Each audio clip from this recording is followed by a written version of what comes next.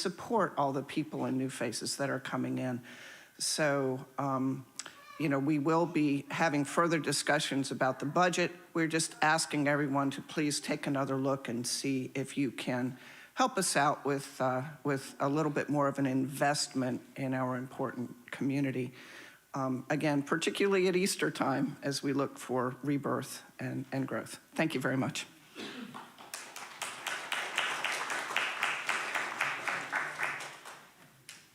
Thank you, Robin. Rebirth is a really good theme. Very nicely done. Today's flowers, I want you to know that these beautiful purple tulips are part of our flower communion, which is what we're going to be doing today. And that's you can come up and take one of those. I'm not sure about that, but anyway. Anything goes, right. And now, if you will, please silence all your electronic devices while we center ourselves for today's service and listen to the prelude. And I invite our children up to sing the plant song.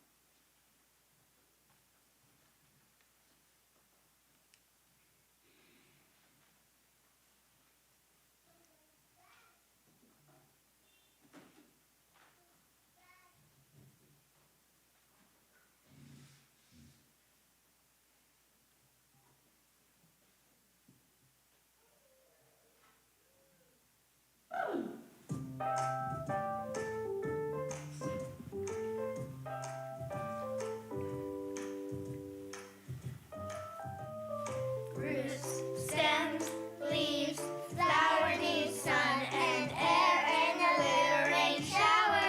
Roots, stems, leaves, flower needs sun and air and a little rain shower. We start with a tiny seed in the ground, buried in the dirt, roots will be found. Roots get water and form a base. The roots will hold the plant in place. Stem holds the plant up straight and tall. It makes sure that the plant doesn't fall. The stem carries water up from the dirt. The stem helps keep the plant alert. Roots, stems, leaves, flower needs sun and air and a little rain shower. Roots, stems, leaves, flower needs sun and air and a little rain shower. The leaves are not just there for show. The leaves will help them make the plant grow. They take the sunlight and make it sweet. The leaves make food for the plant to eat. The colorful flower is so very bright. The bees will stop and rest in their flight. They pollinate the flowers and spread it around. Then the seeds roll to the ground.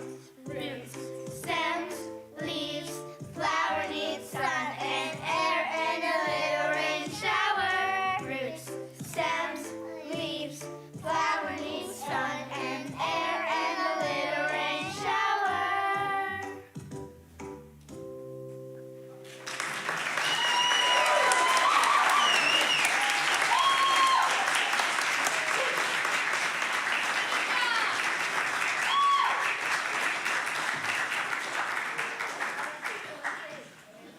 Thank you, Anna and children. I don't know about you, but have you ever watched the interpreters that do the sign language for speeches? A lot of times they're a lot more interesting than what's being said. That was great. If you'll now join me and stand as we say our congregational affirmation that's found in your order of service. Love is the doctrine of this congregation. The quest for truth is its sacrament, and service is its prayer. To dwell together in peace, seek knowledge and freedom, to serve others in community. Thus do we covenant with one another. Please be seated.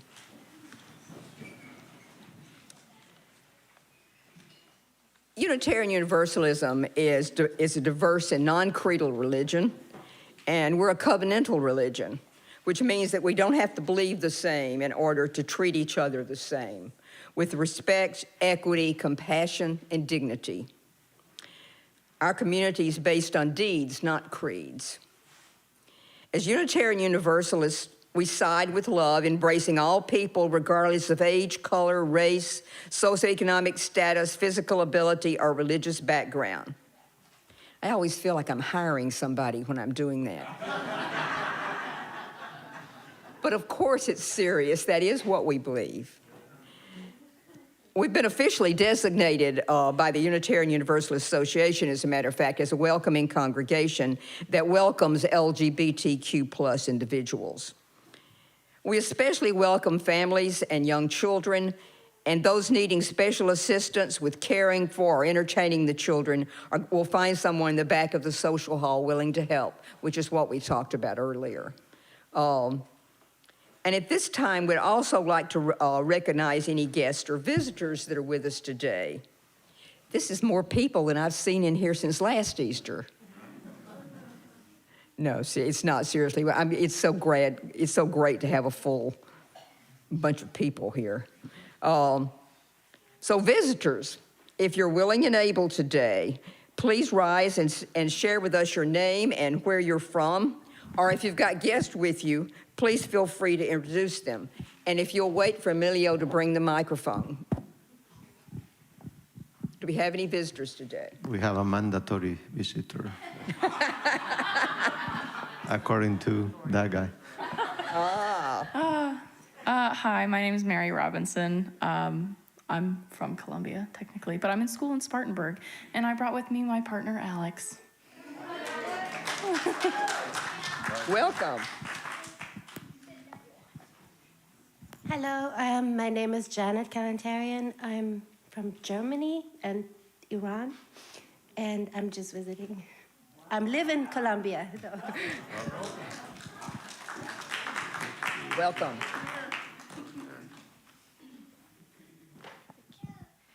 Hi, I'm Adrienne Thompson, and I live in Columbia, but I'm from the upstate. So. Welcome, Andrea.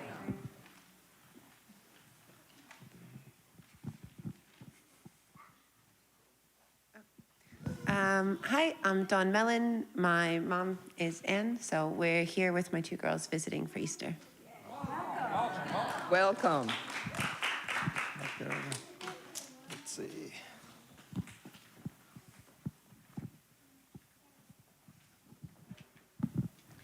Hi, I'm John Preisner. I'm a visitor today, but I hope to make it a regular thing. I just moved to South Carolina from Los Angeles, but I feel very at home here. I'm a community organizer. Our office was in a Unitarian church in Los Angeles, where I moved from, and I used to attend those services, which were really great. Thank you. Boy, you're going to have your work cut out here, John.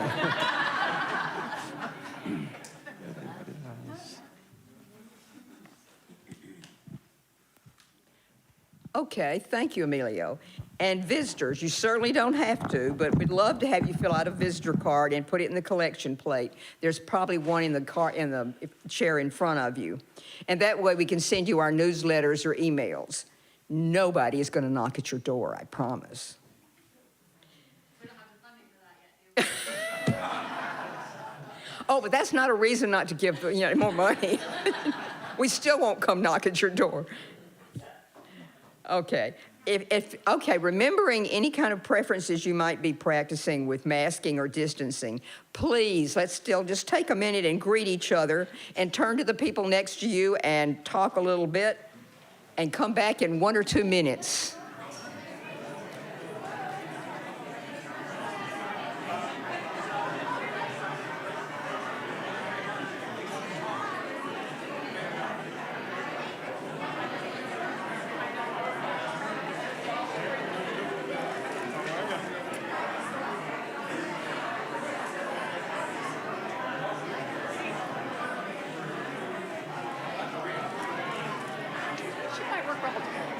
You got your partner in crime. I think so.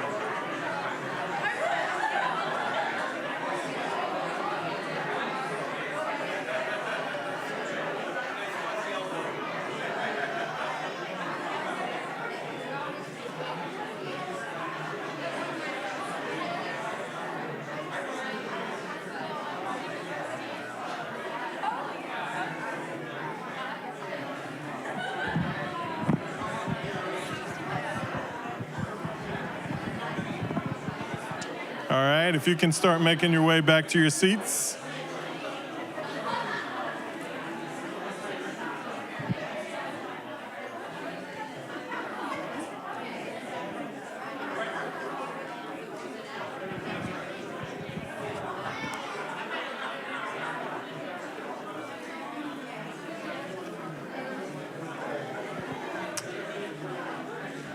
All right, everybody ready to continue on?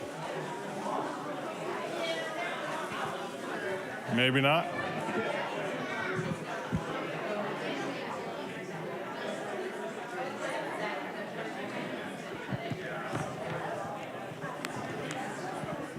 So as you're settling back into your seats and preparing for our service, I will share today is the way that we are celebrating Easter today at the UUCC is with our flower communion, which is a beautiful service that we do each year, oftentimes on Easter Sunday.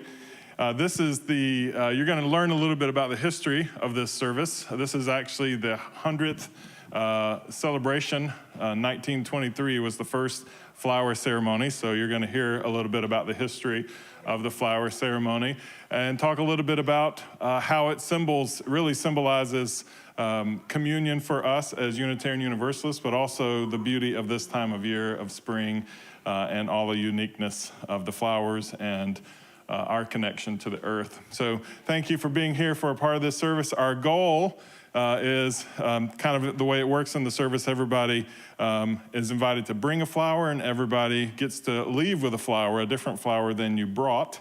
So I know that not everyone had a chance to bring a flower, but we have lots of extras. So when we get to that point in the service where it's time to take a flower, it may be that you as a family want to take a flower, but it looks like our numbers are growing up here as far as flowers. The kids are going to pass these around, so we'll make sure that everyone gets one. And I think at that point, the tulips are up for grabs, right? For sure. All right. All right.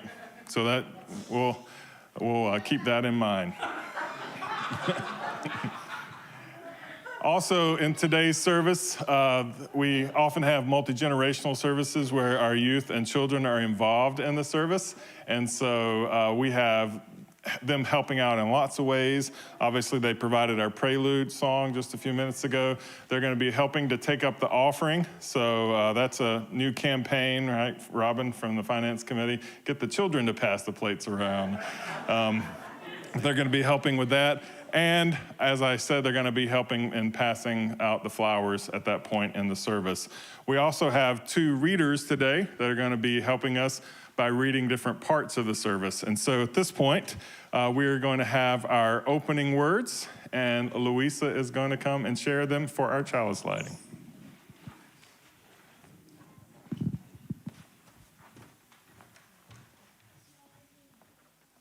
The Flower Communion service was created by Norbert Chopik in 1870 through 1942, who founded the Unitarian Church in Czechoslovakia. He introduced a special service to that church on June 4th, 1923. For some time, he had felt the need for some symbolic ritual that would bind people more closely together. The format had to be one that would not alienate any who had forsaken other religious traditions. The traditional Christian communion service with bread and wine was unacceptable to the members of his congregation because of their strong reaction against the Catholic faith. So he turned to the native beauty of their countryside for elements of a communion which would be genuine to them. This simple service was the result.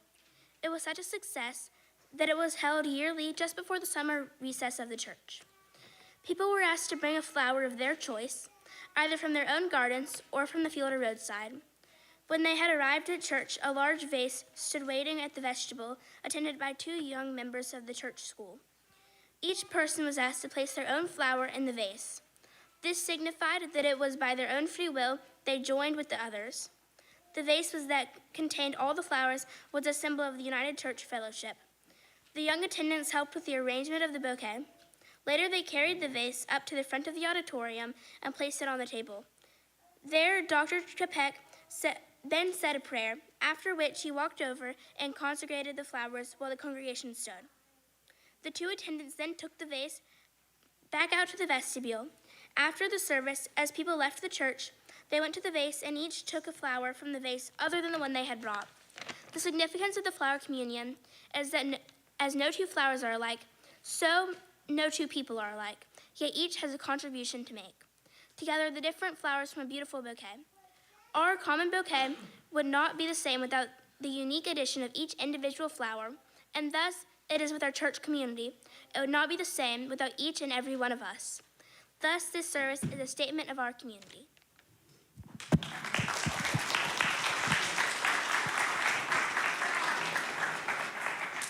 Thank you, Louisa. And with that, opening words and introduction to our flower communion ceremony, we light our chalice, which is the symbol of our faith as Unitarian Universalists and in the way that we begin our service. Spirit of light and life, come unto us. I invite you to stand as you're willing and able and join in singing hymn number 61, Lo, the Earth Awakes Again. It's in your gray hymnal.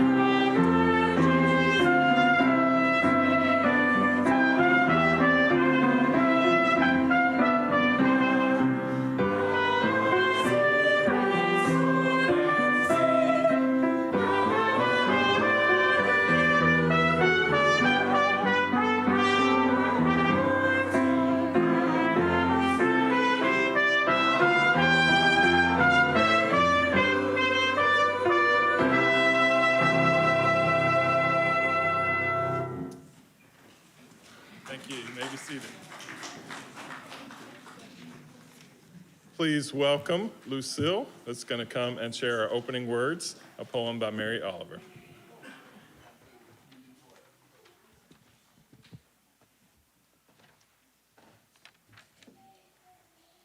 I have been thinking about living like the lilies that blow in the fields.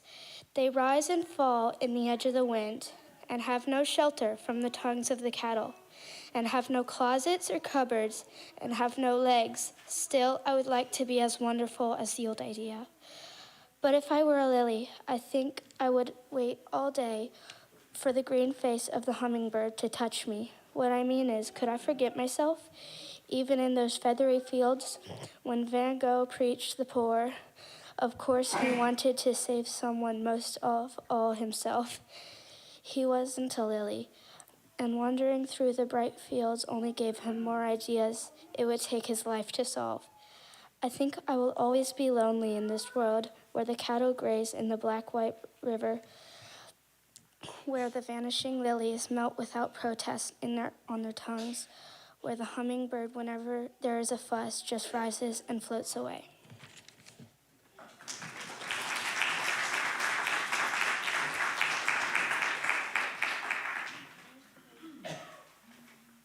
I ask the children to join me down front for a children's story for all ages. You didn't have it turned it? Well, you got a turn now. You ready? What you gonna say? She's like,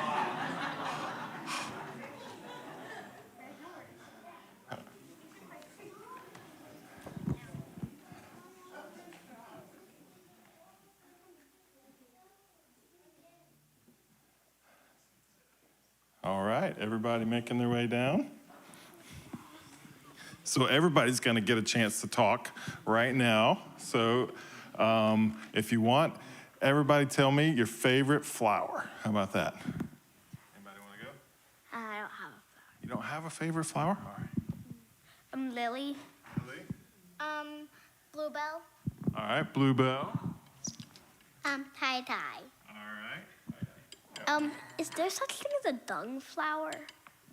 I don't know. We'd have to ask one of our John Logue. Is there such thing as a dung flower? Stupelia. All right, Stupelia. There you go. Got one? Daisy. Daisy, all right. Pass. All right. I like all flowers. All flowers. Flower. All flowers. A rose. Oh. Rose. Tie-dye flower. Yep, tie-dye. You like the tie-dye flowers up there? But I have the tie-dye one. How about back there? You guys got different favorite flowers? Rose. All right.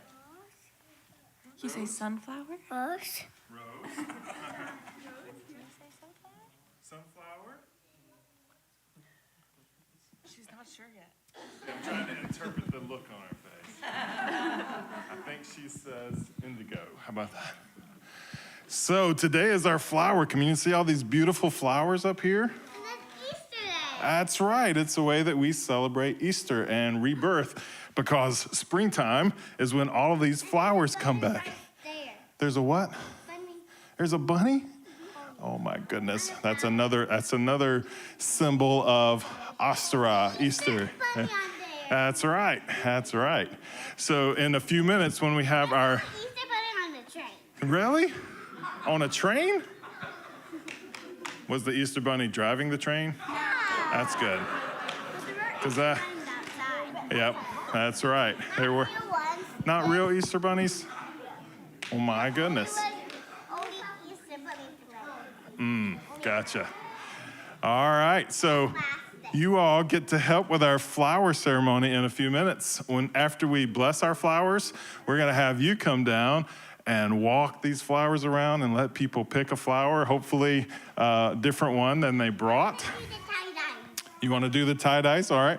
We're gonna have some adults that help you with those because some of those are big.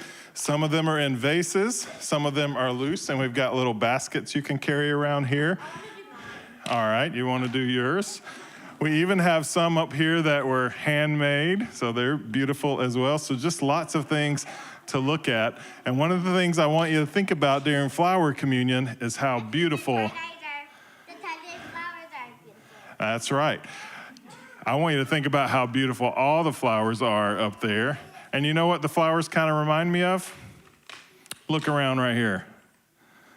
Look at how beautiful all of you are, right? Yeah. So we're going to enjoy our flower communion. Thank you for helping us with that. And so in just a few minutes, I'm going to get you to come down and we'll talk about how to pass out these flowers for folks, okay? Thank you for coming down. All right.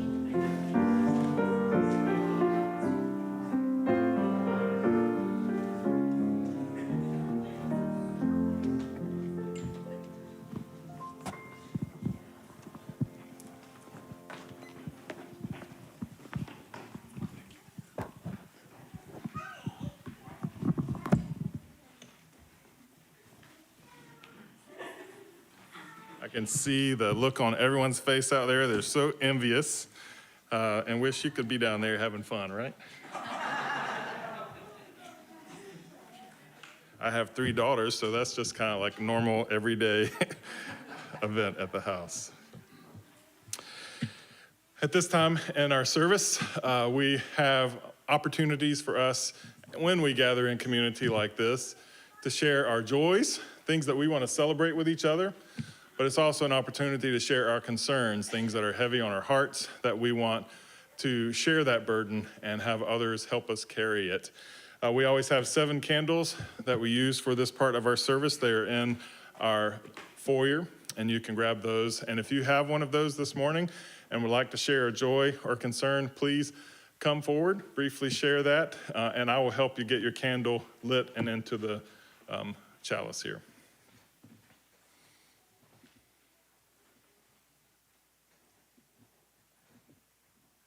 I'm Anna, and this morning I'm lighting a special candle for my dear friend and UU, Dee McFarland, who passed away this past Friday. He was at his home in Greenville with his wife Kay and his daughter Joy and his son Eric, and he's really been having health issues for the past year and a half.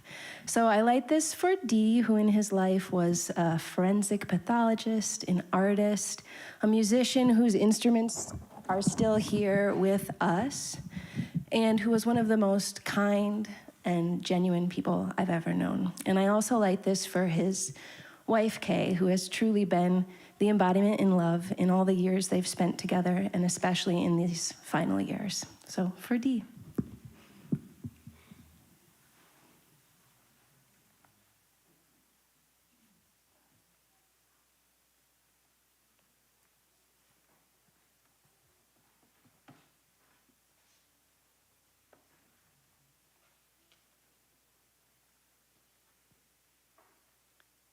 It is a full house. Good morning, everybody. I'm Chuck Ashley. And for a couple of years now, I've been sharing with you the journey that Bud and I have been making with our forever child. We have a son named Jesse who's 31 years old now. At the age of 24, he had a terrible accident and received a traumatic brain injury and a paralysis on one side of his body. It's called a hemiplegia. So he's been struggling very hard and working very hard with therapy to learn how to walk again and feed himself again and dress and all the little things in life. He's 31 years old now. And every time he has a milestone, I like to share it with you. This past week, Jesse accomplished walking up and down a short flight of stairs. He has been practicing, and this is his new goal. And it took him a really long time. I think he went down and up 7 steps. And so he's going to be doing this daily now until he gets it down. And he, of course, has his therapist beside him all the time. But he's very, very proud of himself. And I told him I was going to light a candle for him today. And he said, "Do you think that they will clap for me when they tell that I climbed upstairs?" So please let me tell him that you did. Thank you.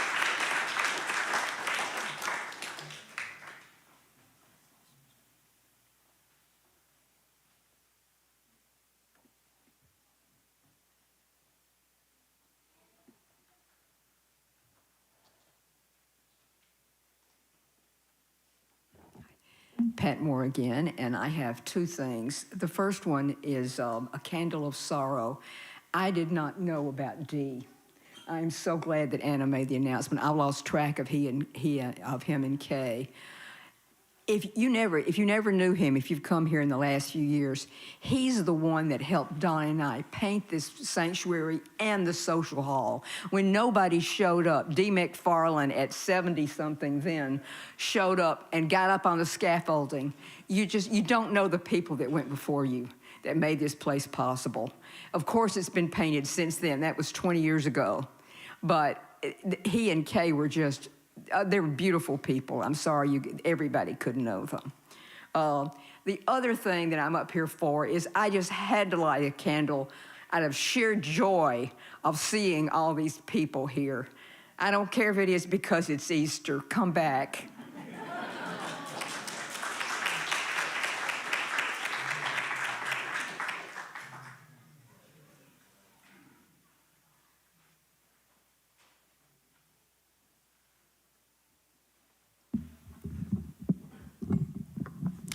Hey everyone, it's me again. Well, yeah, great to see everyone. I'm sorry that the first day that I'm here, I have to raise a concern that's so serious, but I have a concern and I have a joy. My concern is that I helped to organize an anti-racist, anti-sexist, anti-bigotry event on USC campus this week, actually. And someone came into the event and basically made a threat of gun violence against us. And so that's very concerning to me without going into too much detail, but my joy is that we've received a lot of support from the community, and we're refusing to be intimidated by this, which is the only really response you can have to these kind of threats. And my joy is that we're getting a lot of support. People are coming from out of state. We're holding a demonstration on Wednesday at 4:30 at USC in front of the Russell House. If anyone would like to talk to me about this more, you can come and see me, but yeah, thank you so much.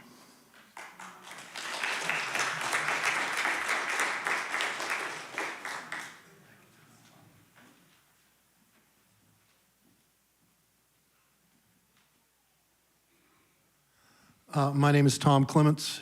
Wednesday, 4:30. I'll try to be there. I wanted to thank everybody, as I do every year. The congregation is very supportive of what we call the Winter Shelter. It's got a new name now, for the homeless.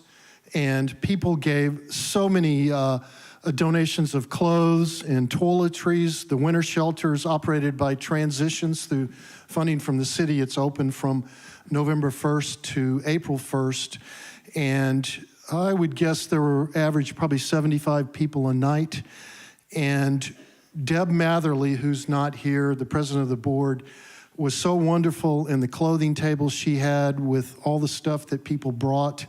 And it went right into the hands of the people who needed it. So I want to thank you to those of you who donated. There's just too many of you to name, but just a footnote about Deb. She sent me a message that some of you may have seen, that her daughter, who just had open heart surgery, maybe she's listening, said that her daughter was doing wonderful, and she put 3 exclamation points behind it.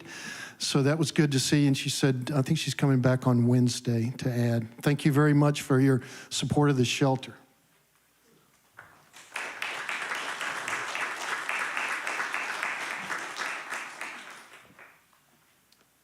Then our last candle that we light are for the joys and concerns that we are holding silently in our heart, but still want to be a part of this community.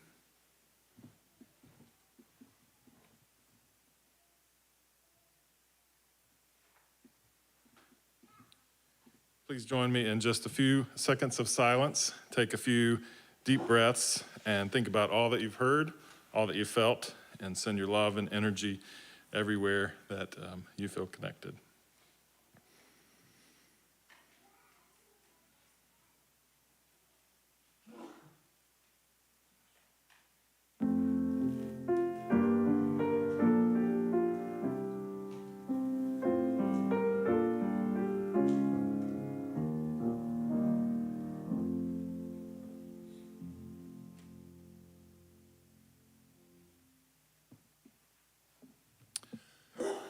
As we prepare for our offering this morning, just a reminder that our Share the Plate recipient this month is Mercy, and you can learn more about that on our website and learn how to contribute both in the order of service and on our website as well.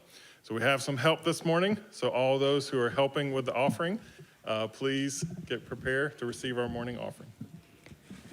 Our offertory music selection is Flowers on the Water by Kostya.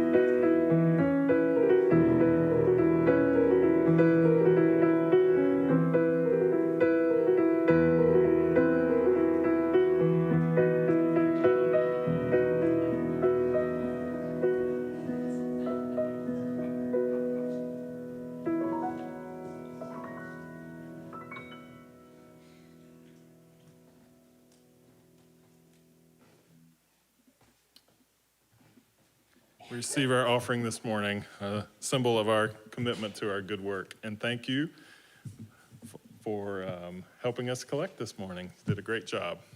Perfectly timed with Anna's music. Did you see that? See if the adults can do that next week. So as we prepare for our flower communion, obviously this is a week that is a sacred week for many religions, as Ramadan is wrapping up, Passover celebrated on Wednesday. And of course, for us as Unitarian Universalists, our roots are in Christianity, and this is a sacred week called Holy Week. We don't necessarily connect to all of Holy Week. We do know the story of Good Friday, and we recognize a good story of when religious fundamentalists used the government to silence and kill the voice of the marginalized. So we know the Good Friday story when we see it. But we do celebrate and love Easter because it is a symbol of rebirth, a symbol of hope that connects long before even religious stories connected their stories of rebirth and hope. The earth has always been cycling this story, and the pulse of hope has always been in the blood of the plant life as flowers bloom, as grass turns green again, hopefully, as the trees put their leaves out and fruit forms. We know that the earth teaches us so much about how the darkness and the bleakness of winter all of a sudden brings the hope of the rebirth of spring. And hope is so powerful. One of my favorite movies is Shawshank Redemption. And in that story, Red, the character, says that hope is a dangerous thing. And having spent his life in prison where it felt hopeless, for him, certainly hope seemed like a dangerous thing to hang on to.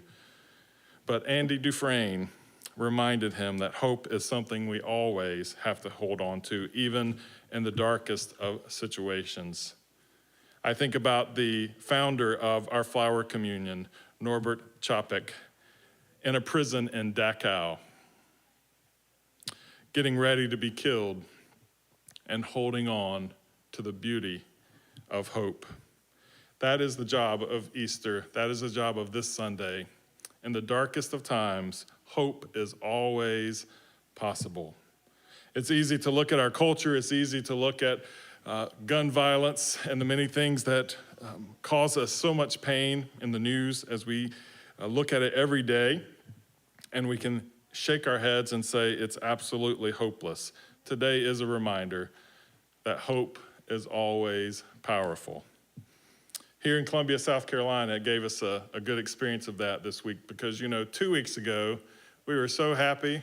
Everybody's wearing short sleeves and shorts and planting flowers and like spring is here. And then all of a sudden, the weather changes. And here we are trying and hoping in Columbia, South Carolina for 60-degree weather today. I hope it warms up to 60. And I know this is not the time of year where we experience cold. I know this because the Pope said that he wasn't going to participate in Good Friday activities because it was too cold outside. Now, I think if anybody has a beef about the weather and can do something about it, hopefully the Pope can. But he's right. It's a cold time of year. How is it cold here in the midst of Easter? But in the midst of, even in this coldness, even when we think we have found our hope and found our footing, life has a way of throwing us another opportunity to reflect and learn and grow.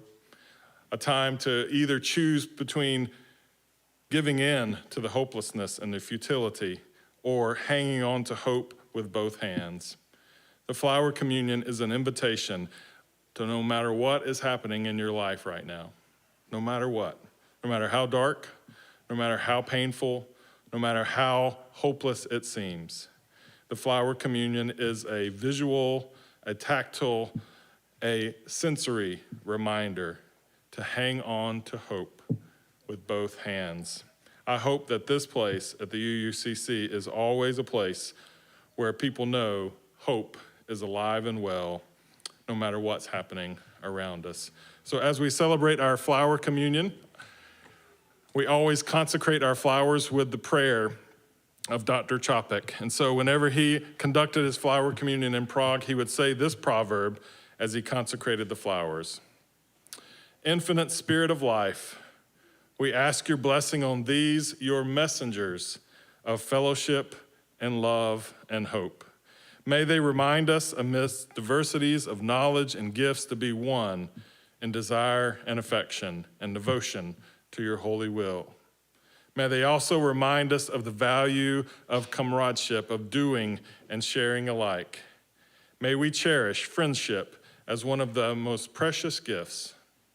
May we not let awareness of another's talents discourage us or sully our relationship, but may we realize that whatever we can do, great or small, the effort of all of us are needed to do your work in this world.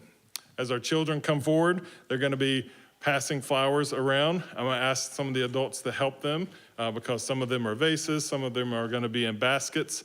Your job as you pick a flower is to pay attention to where in your life you need hope and pick a flower that gives you something to look at to inspire that hope.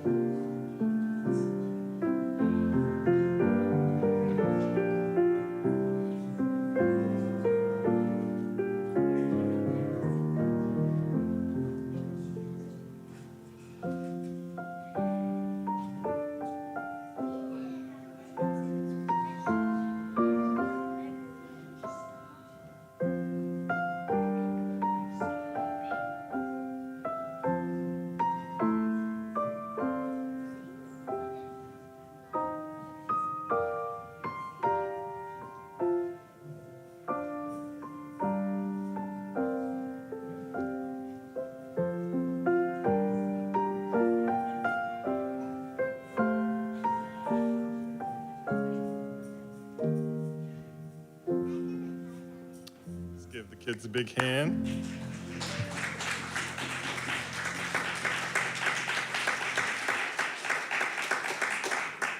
So just take a moment and see the flower that you have, smell the flower that you have, feel the flower that you have, and know that this flower that you're holding overcame tremendous odds to break through out of the ground, to find the just right amount of sunlight and water to be able to be this beautiful here today. This is the power, the symbol of hope. Whatever in your life you're facing, you might feel like you're overcoming insurmountable odds, but know that in this community together, you have a support of hope, and hope is alive and well. Hang on to it with both hands.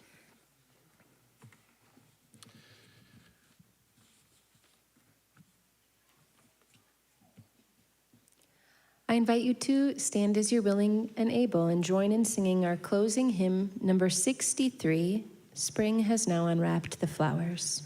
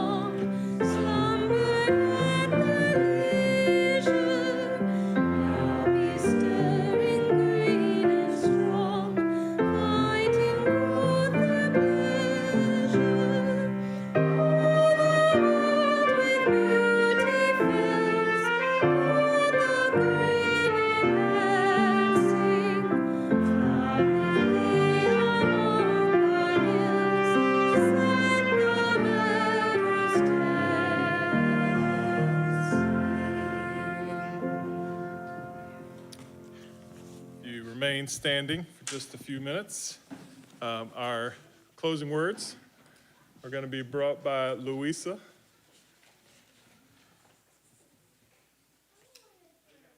All right, no problem.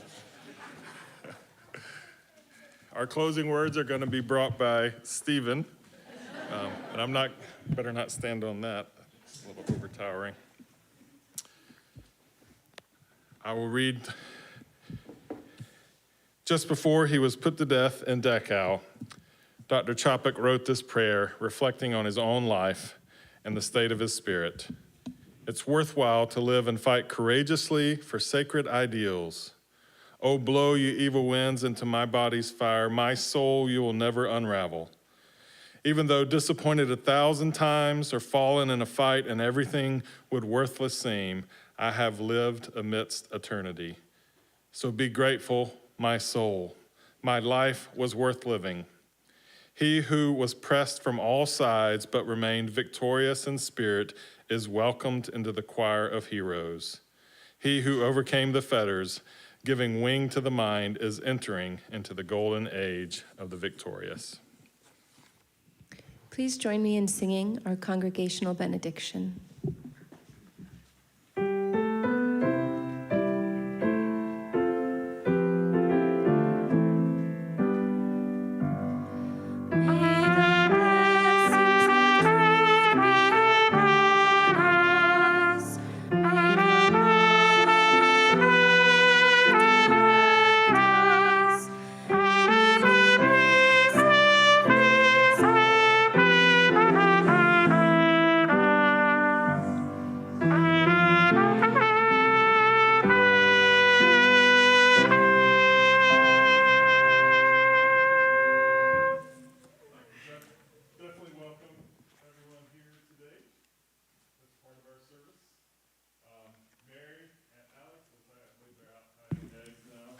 Janet, is that right? All right. Adrienne, Dawn, who is Ann Mellon's daughter, and lovely grandchildren there. So hope you get a chance to meet them. And then John, who lit the candle. And there may be other guests that are here. We welcome you to stick around, give us a chance to get to know you, and you a chance to get to know us. If you have children that would like to participate in the Easter egg hunt, I know there's going to be some folks helping with that in the back, and they're probably just about ready to do that pretty soon. 10 minutes, all right. If there are any adults that want to participate in the Easter egg hunt, we just ask that you leave some of the eggs for the kids to find. So, all right, that's all that we ask. But thank you for being here, and we hope you enjoy your beautiful weekend. And friends, if you'd like to sign a card for Kay McFarland or have her address, I'll have them up here on the piano.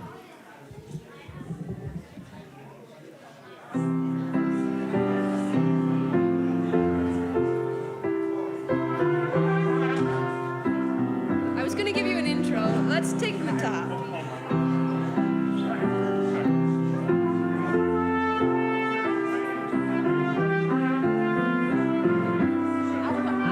I'll grab him just a sec.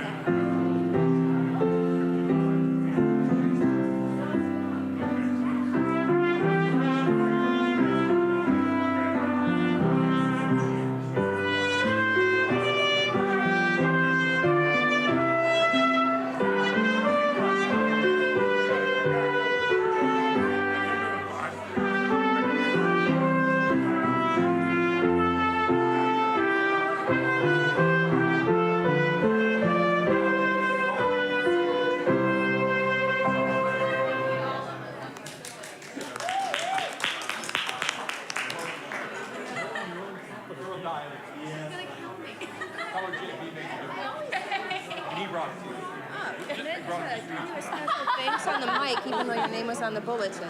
And then. But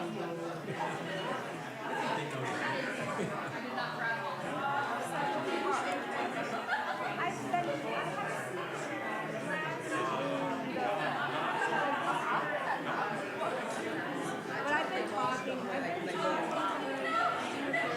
And she's actually celebration of life here. Oh, that's great. So I'll make sure. Yeah, I'll make sure that everybody has the one of them. Yeah. Yes, I actually am gonna. I have scissors and little things. People may like to send pictures.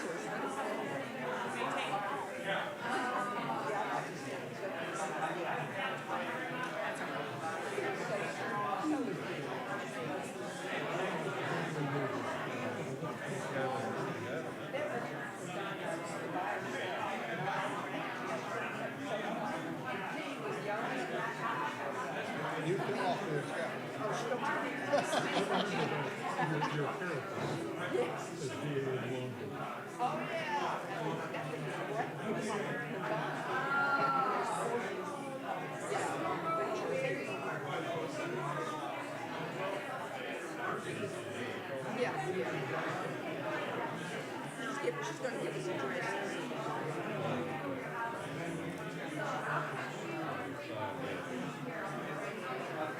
I just took one for myself. I'm supposed to do that. I don't know what size leave it here. I think that was more wide. And outside. I've got some cards.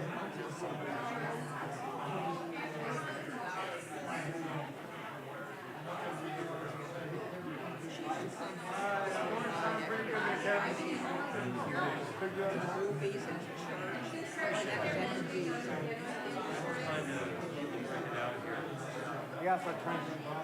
Did you do that back? That 10? Yes, right.